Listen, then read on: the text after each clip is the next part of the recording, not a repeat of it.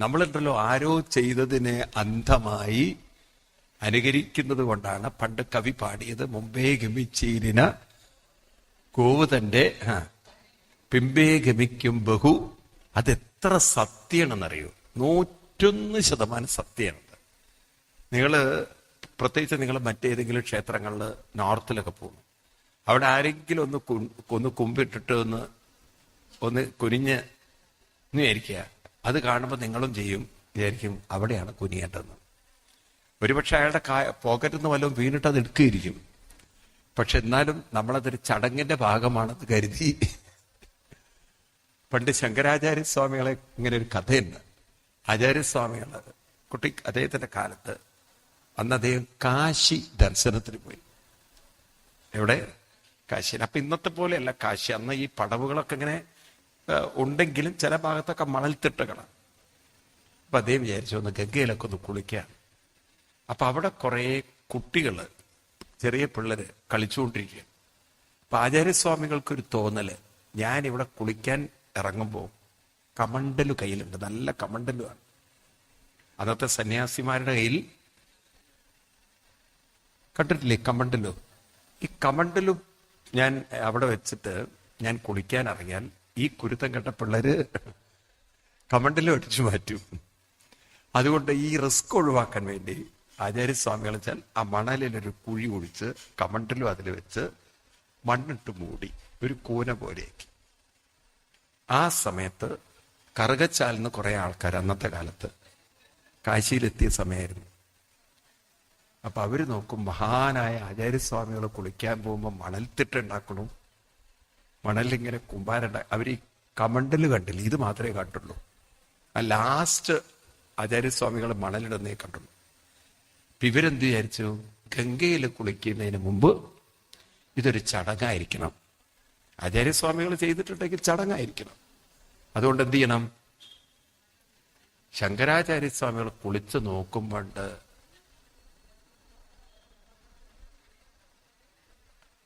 ബാക്കി ഞാൻ പറയണോ? ഒരു 19 മണൽക്കൂനകള്. ആചാര്യസ്വാമികൾ ഞാനിനി മാന്താൻ പോയാൽ ഈ വർഗം മൊത്തം മാന്താൻ തുടങ്ങും. അതാണ് നമ്മുടെ ഹിന്ദു എന്ന ജന്തുവിന്റെ സ്വഭാവം. കാര്യങ്ങൾ മനസ്സിലാക്കി ചെയ്യുന്നവർ വളരെ കുറവാ. ആരെങ്കിലും അങ്ങോട്ട് ചെയ്യുന്നത് കണ്ടാൽ പിന്നെ ഒരാൾ തേങ്ങ എറിയുന്നത് കണ്ടു കഴിഞ്ഞാൽ അടുത്ത ആളും തേങ്ങ എറിയും.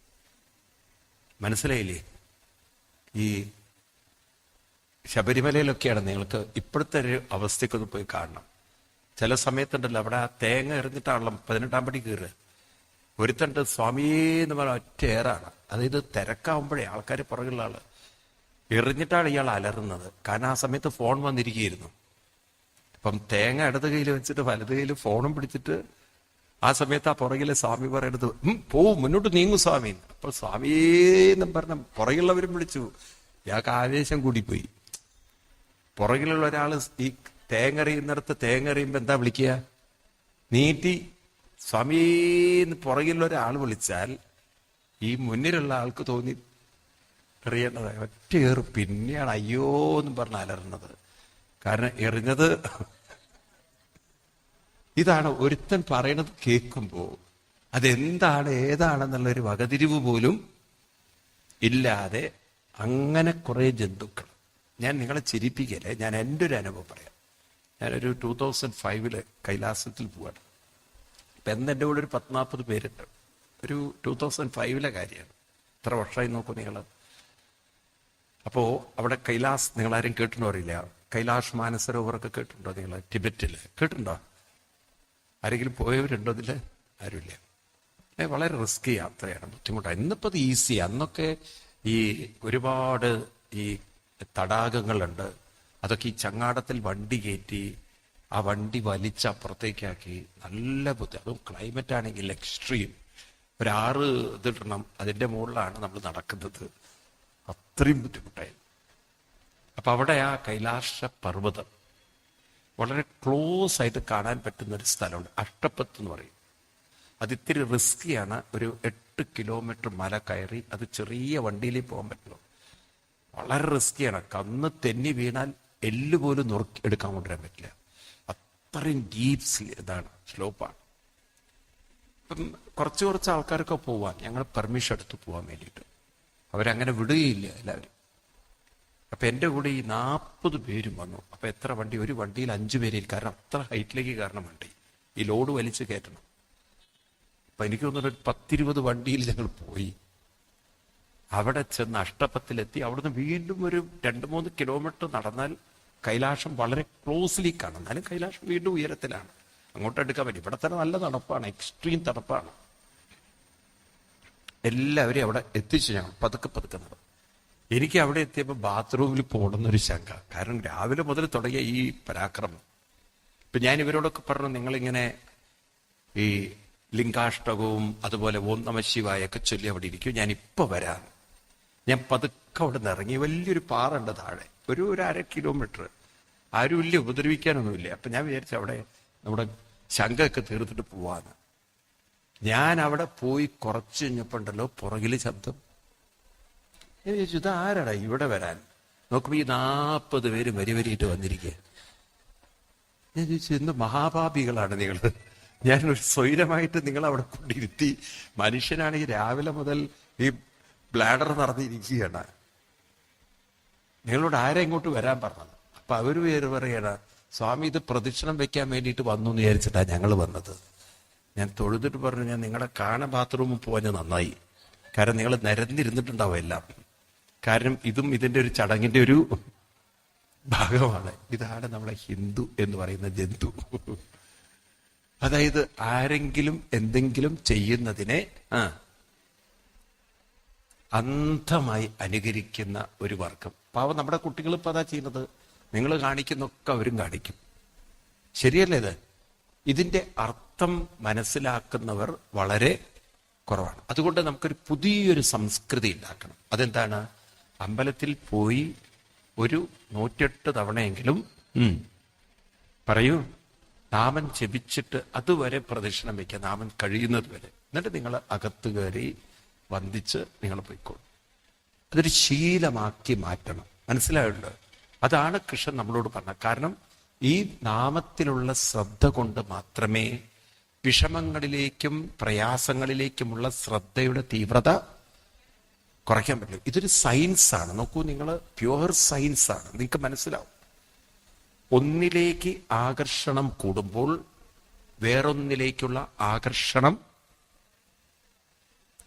കുറയും. അത് എല്ലാവർക്കും ഉള്ളൊരു അനുഭവമാണ്. കൊച്ചുകുട്ടികള് അമ്മ എങ്ങനെ ഒട്ടിപ്പിടിച്ച് അള്ളിപ്പിടിച്ചിരിക്കും, കുഞ്ഞായിരിക്കും.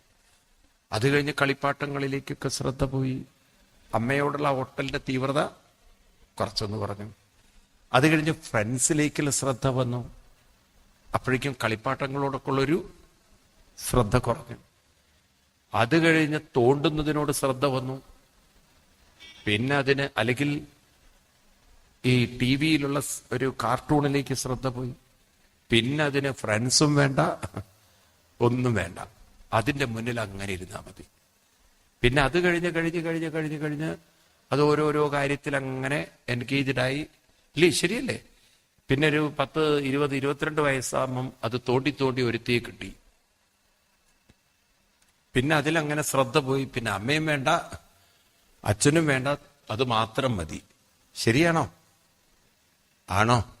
ഒന്നിലേക്ക് ആകർഷണം വരുമ്പോൾ വേറൊന്നിലേക്കുള്ള ആകർഷണത്തിന്റെ തീവ്രത കുറയുന്നുണ്ടോ ഇല്ലയോ?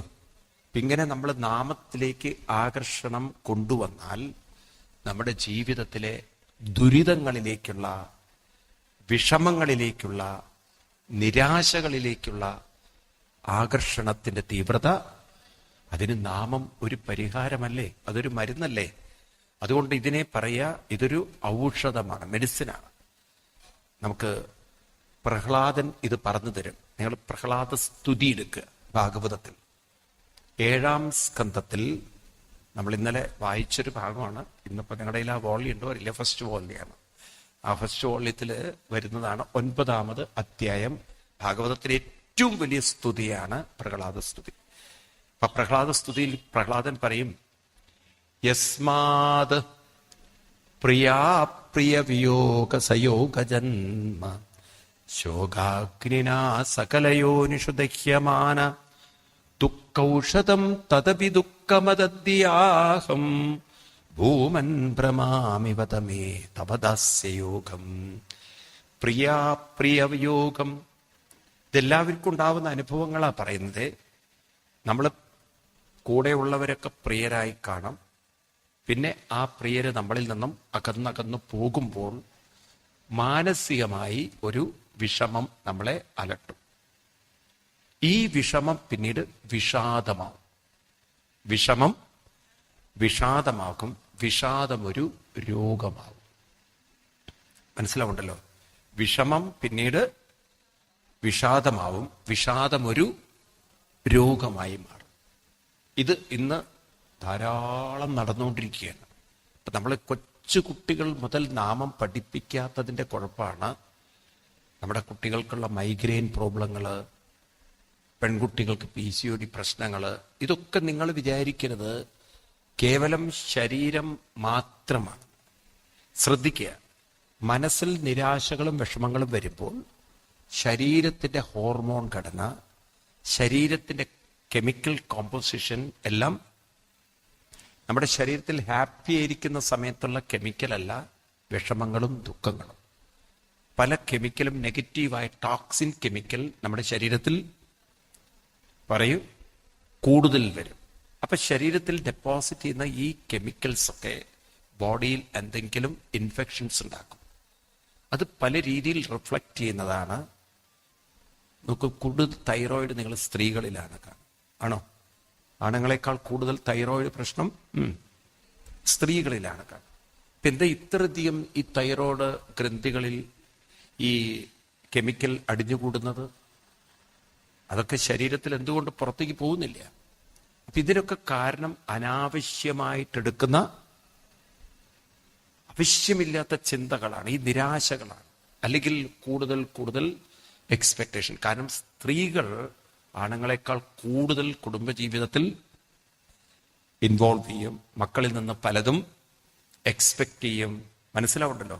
അതൊക്കെ വിചാരിച്ച പോലെ നടന്നില്ലെങ്കിൽ അതിലൊക്കെ റിയാക്ട് ചെയ്യും. ഈ റിയാക്ഷൻ ലെവൽ ആണിനേക്കാൾ കൂടുതൽ സ്ത്രീകളിലാണ്. അപ്പൊ ഈ റിയാക്ഷൻ ഒക്കെ നമ്മുടെ ശരീരത്തിലെ കെമിക്കൽ കോമ്പോസിഷൻ മാറ്റും. അപ്പൊ നമ്മൾ രോഗികളാവും. എന്നാൽ നിങ്ങൾ പഴയ കാലത്ത് നോക്കൂ, നിങ്ങൾ മുത്തശ്ശിമാരെത്ര സ്ട്രോങ് ആയിട്ടായിരുന്നു ജീവിച്ചിരുന്നത്. കാരണം അവർക്ക് ഈ മെന്റൽ റിയാക്ഷൻ വളരെ കുറവാണ്. ഒന്നാമത്തെ കാര്യം എന്ന് വെച്ചാൽ ആരോടാ റിയാക്ട് ചെയ്യാൻ? 10-12 വഴിക്ക് നിൽക്കുകയാണ്. കാരണം അവർക്കുള്ള മെയിൻ ഒരു പ്രധാന തൊഴിലെന്ന് പറയുന്നത്, വീട്ടിൽ ദാരിദ്ര്യം ധാരാളം ഉണ്ടായിരുന്നെങ്കിലും പ്രസവിക്കാൻ ദാരിദ്ര്യം ഉണ്ടായിരുന്നില്ല. വർഷാവർഷം ആരെങ്കിലും ഇറങ്ങി വന്നുകൊണ്ടിരുന്നു. ഉണ്ടോ? അത് കൃത്യം മുടങ്ങാതെ അവരെടുത്ത് ഉണ്ടായിരുന്നു. അതുകൊണ്ട് വീട്ടിൽ മിനിമം ഒരു 5, മിനിമാണത്, മാക്സിമം ഒരു 8-10 മക്കളൊക്കെ ഉണ്ടാകുമ്പം ആരോടും പ്രത്യേകിച്ചൊരു മമത അവർക്ക് ആരോട് കാണിക്കുന്നു. കാരണം എല്ലാവരും വേണ്ടപ്പെട്ടവരാണ്. ഇന്നതല്ല, നാറ്റ് നോക്കി കുറുക്കി 1-2 ആണ്. പിന്നെ അതിന്റെ മേക്കെട്ട് കയറൽ തന്നെയാ മെയിൻ ജോലി. പിന്നെ അതിനെ നമ്മൾ വിചാരിക്കുന്ന പോലെ കാക്കാൻ നോക്കുമ്പോൾ അതിന് ആവാൻ പറ്റുന്ന വിധത്തിൽ അതും ആവാൻ നോക്കും. പിന്നെ അതിനോട് അടി ഇടി ബഹളം. നിങ്ങളിന്ന് തീറ്റിപ്പോറ്റിയിട്ട് കാര്യമില്ല, നന്ദിയില്ലാത്ത വർഗം. വെറുതെ ഞാൻ എൻ്റെ ജീവിതത്തിൽ ഇങ്ങനെ ആകെ ബഹളവും വെച്ച് മക്കളെ നിങ്ങൾ ആരോഗ്യം ആക്കാൻ നോക്കും. മക്കള് നിങ്ങളെ ആരോ ആക്കും. പിന്നെ നിങ്ങളും മക്കളും തമ്മിലുള്ള പ്രശ്നം. അപ്പൊ അതുകൊണ്ട് ഇത്തരം കാര്യങ്ങളൊക്കെ ശ്രദ്ധിക്കുക. ഭക്തി ഒരു ഔഷധമായിട്ട് മാറും. ഈ ഭക്തി ഔഷധം. ഭക്തി എന്ന് പറഞ്ഞാൽ എന്താണ് അർത്ഥം? ഭക്തി എന്ന് പറഞ്ഞാൽ എന്താ അർത്ഥം? നിങ്ങളൊക്കെ ഭക്തരാണോ? നിങ്ങൾക്ക് എന്നാ കൺഫ്യൂഷനായിപ്പം. ഭക്തി എന്ന് പറഞ്ഞാൽ ഇപ്പൊ എന്താ അർത്ഥം? ഭക്തിക്കൊരു നിർവചനം ഉണ്ടോ? ഭക്തി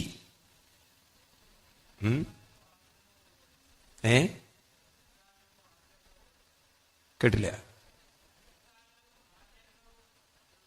ഉള്ളവരാണ് ഭക്തി. ശരിക്കും ഭക്തി അതല്ല. അനുഷ്ഠാനവും ആചരണവും ഭക്തിയുടെ ഒരു മാർഗമാണ്. It's a way for devotion ആണ്. It is not the devotion. നിങ്ങൾക്ക് ആ ഡെഫിനിഷൻ മാറിപ്പോരുത്. ഭക്തി എന്ന് പറയുന്നത്, നിങ്ങൾ എപ്പോഴെങ്കിലുമൊക്കെ ഇരുന്ന് പുസ്തകങ്ങൾ വായിക്കണേ. നാരദ ഭക്തി സൂത്രം എന്നൊരു പുസ്തകമുണ്ട്. നാരദ ഭക്തി സൂത്രം. ഡിവോഷൻ എന്താണെന്ന് നാരദ മഹർഷി പഠിപ്പിക്കുന്നതാണ് നാരദ ഭക്തി സൂത്രം. വേറൊരു പുസ്തകം ആചാര്യസ്വാമികൾ എഴുതിയ വിവേക ചൂടാമണി. എന്താണ് അതില് ഈ രണ്ട് ഡെഫിനിഷൻ നമുക്കെടുത്ത് നോക്കാം. രാമായണം ഓരോന്ന് നോക്കാം നമുക്ക്. ഭക്തിക്ക് നിർവചനം കൊടുത്തിരിക്കുന്നത് നാരദ മഹർഷി ഭക്തി പരമപ്രേമ സ്വരൂപമാണ്, പ്രേമമാണ്. നമുക്ക് ആ വാക്ക് വളരെ ശ്രദ്ധിക്കണം. എന്താണ് പ്രേമം? ഇപ്പൊ ഒരാളോട് പ്രേമം തോന്നുമ്പോൾ കൂടുതൽ ആ വ്യക്തിയെക്കുറിച്ചായിരിക്കും. ഒരു കാമുകി കാമുക ബന്ധമെടുക്കുക. പ്രേമം നമ്മൾ അപ്പോഴല്ലേ പറയാ. കല്യാണം കഴിഞ്ഞു കഴിഞ്ഞാൽ നിങ്ങൾ ഭർത്താവിനോട് എനിക്ക് ഭയങ്കര പ്രേമുണ്ടെന്ന് പറയൂ. ഈ പ്രേമം എന്ന് പറയുന്നത് കല്യാണം കഴിക്കുന്നത് വരെയുള്ള ഒരു അവസ്ഥയ്ക്കാണ് അവർ തമ്മിൽ പ്രേമാണ്. അപ്പൊ ഈ പ്രേമം എന്ന് പറയുമ്പോൾ അവിടെ ആരെയാണോ പ്രേമിക്കുന്നത് അവരെ കുറിച്ചുള്ള സ്മരണയുടെ തീവ്രത കുറയോ കൂടുമോ? ഒരു പയ്യനൊരു പെണ്ണിനോട് താല്പര്യം കൂടുമ്പോ ആ പയ്യൻ പെണ്ണിനെ കുറിച്ചുള്ള ആലോചന, ഇവൻ സ്വന്തം അമ്മയോ സ്വന്തം വീട്ടുകാരെ എണീറ്റോ എന്ന് അവന് പ്രശ്നമില്ല. അവള് കൃത്യമായിട്ട് എണീക്കുന്നുണ്ടോ, അവൾ ഭക്ഷണം കഴിക്കുന്നുണ്ടോ, അമ്മ കഴിച്ചോ എന്ന് പോലും ചോദിക്കില്ല. എന്നാൽ ആരുടെ കാര്യത്തിൽ ശ്രദ്ധയുണ്ട്? അവളെ കാര്യത്തിൽ. അവക്കും ഇവന്റെ കാര്യത്തിൽ അവളൊന്ന് തുമ്മി എന്ന് പറഞ്ഞാൽ അപ്പ ഇവൻ മരുന്ന് അവിടെ എത്തിച്ചു കൊടുക്കും. എന്നാ അമ്മ 2 ദിവസമായിട്ട് തലവേദന പിടിച്ച് കിടക്കണേ, ആ തള്ളയ്ക്ക് എന്താ വട്ടാണ് തോന്നുന്നു. അതേ ഉള്ളൂ. ഈ പ്രേമം എത്ര കാലം തീവ്രതയിൽ നിൽക്കും? ഇനി അവർ കെട്ടാൻ തീരുമാനിച്ചു തമ്മില് പ്രേമം മൂത്തിട്ട് തമ്മിൽ കെട്ടിക്കഴിഞ്ഞിട്ട് ഒരാഴ്ച കഴിഞ്ഞിട്ട് ചോദിച്ചു നോക്കൂ, അവക്കെന്തോ തലവേദനയാണെന്ന് പറയണോ, മരുന്ന് വേണം, വേണമെങ്കിൽ കഴിഞ്ഞോട്ടേന്ന്. പിന്നെ പ്രേമത്തിന്റെ തീവ്രതയൊക്കെ കുറഞ്ഞു. അങ്ങനെയല്ലേ? ഇപ്പൊ പ്രേമം എന്ന് പറഞ്ഞാൽ തീവ്ര സ്മരണയുടെ പേരാണ് പ്രേമം. ആ വാക്ക് അങ്ങനെയല്ലേ, അർത്ഥതല്ലേ? ഒരാളെ പ്രേമിക്കണമെന്ന് പറഞ്ഞാൽ എന്താ അർത്ഥം? കൂടെ വരണം നിങ്ങള്. ലൗകിക ജീവിതത്തിൽ പ്രേമം എന്ന് പറഞ്ഞാൽ മറ്റൊരാൾ തീവ്രമായി സ്നേഹിക്കുക എന്ന് പറഞ്ഞാൽ എന്താണ്? സ്മരിക്കുക, എപ്പോഴും മനസ്സിൽ ഓർക്കുക. തീവ്രമായ ഓർമ്മയാണ്, തീവ്രമായ സ്മരണയാണ് ഏത്? അവർക്ക് പറയൂ, ശരിയാണോ അല്ലയോ? ഭക്തി പരമപ്രേമമാണെന്ന് പറഞ്ഞാൽ എന്താ അർത്ഥം? ഭക്തി. അപ്പൊ എന്താ ഭക്തി എന്ന് പറഞ്ഞാൽ? ഭഗവാനെ, അല്ലെങ്കിൽ ഭഗവാൻ എന്ന് പറഞ്ഞാൽ നമ്മൾ എപ്പോഴും ഓർക്കണം, ഭഗവാനെ നമുക്ക് കണ്ണുകൊണ്ട് കാണാൻ പറ്റില്ല. അപ്പൊ ഭഗവാനിലേക്ക് എത്താനുള്ള ഒരേ ഒരു വഴി ഏത് മാത്രമേ ഉള്ളൂ? ഉറക്കെ പറയൂ, നാമം മാത്രമേ ഉള്ളൂ. ഭഗവാനിലേക്ക് എത്താനുള്ള മീഡിയം നാമം മാത്രമേ ഉള്ളൂ. നിങ്ങൾക്ക് ഇത്തരം ശ്ലോകങ്ങളൊക്കെ നിങ്ങളുടെ തലയിലേക്ക് ഒന്ന് ഉറക്കണമെങ്കിൽ നിങ്ങൾ ഭാഗവതം പഠിക്കണം. നിങ്ങളുടെ കയ്യിൽ 2nd വോളിയം ഭാഗവതം ഉണ്ടോ? 2nd volume. കൃഷ്ണൻ ഉദ്ധവരോട് പറഞ്ഞു കൊടുക്കുന്ന ശ്ലോകമുണ്ട്. അതില് 11ാമത് സ്കന്ധം 14ാമത് അധ്യായം, ഏറ്റവും അവസാന ഭാഗത്താണ് വരിക. 11ാമത് സ്കന്ധം 14ാമത് അധ്യായം 27ാമത് ശ്ലോകം. 11, 14, 14ാം അധ്യായം 27ാമത് ശ്ലോകം. കാണുന്നുണ്ടോ? കിട്ടിയോ ആർക്കെങ്കിലും? 11 കിട്ടി. എന്താണ് ആ ശ്ലോകം?